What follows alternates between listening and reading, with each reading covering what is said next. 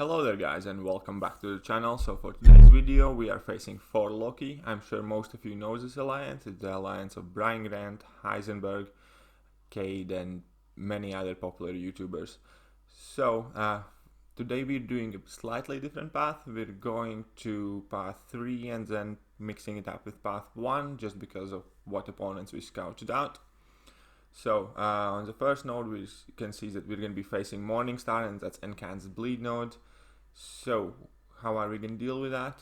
Because we don't have anything that's technically bleed immune.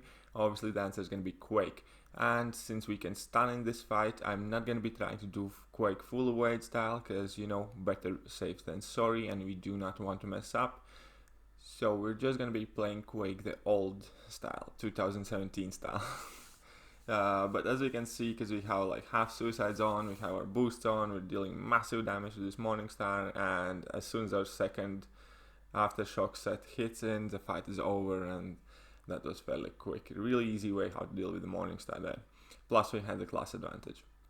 So our next fight, it's unduped 6-star, and for this we are hoping it can possibly be Captain America, maybe Miles, maybe something else.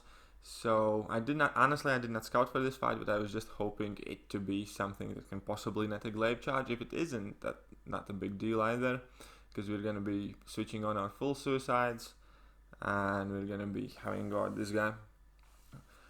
And quickly, while I'm changing suicides, I can just mention that Alliance War this season kind of definitely feels off. It's really strange to see not too many alliances focusing on Alliance War anymore, and I really hope Kabam does something about it, because it's literally taking all the joy out of Alliance War when you see two sides that aren't particularly focused on it.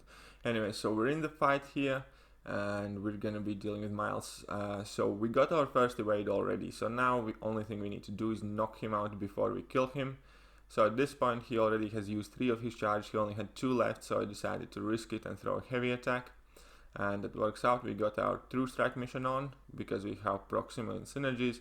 So now we have 1 Chorus mission active with True Strike, and we're ready to get going further. So for our next fight we're going to be doing Poison node, and that's quite interesting because we do not have Poison immune. However, we suspected that that possibly might be a thing on this node, and after a brief discussion we decided that Quake should be able to deal with this fairly well.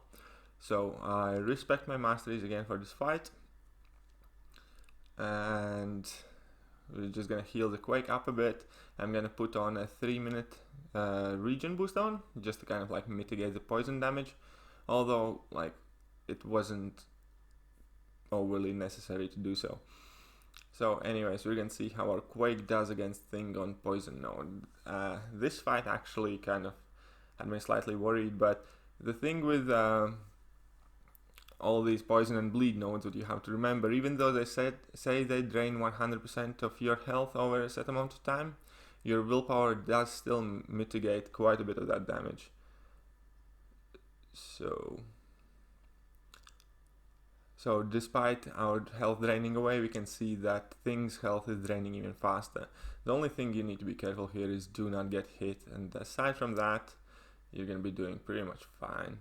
So as soon as our next set of aftershocks is going to hit, Thing is going to go down and we're good to sell further. It does obviously take away more than 50% of our health, and if we want to use Quake again, we're going to need to heal up. But overall, I think Quake is a really good counter for Thing on this node, and it worked out fairly well and was not too difficult or long to fight. So hey, you know, you can do Poison node with Quake too.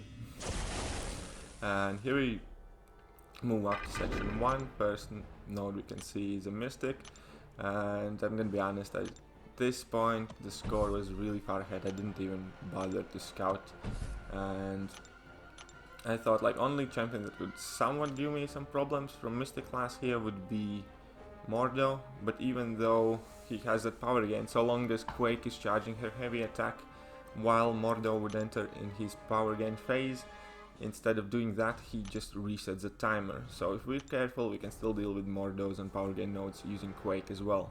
That's something I have practiced in past and quests. The main thing is just to make sure that we're charging our heavy while his power gain phase is about to become active, but as you can see, it's magic instead, and at this point, like, we know the fight is going to be really easy.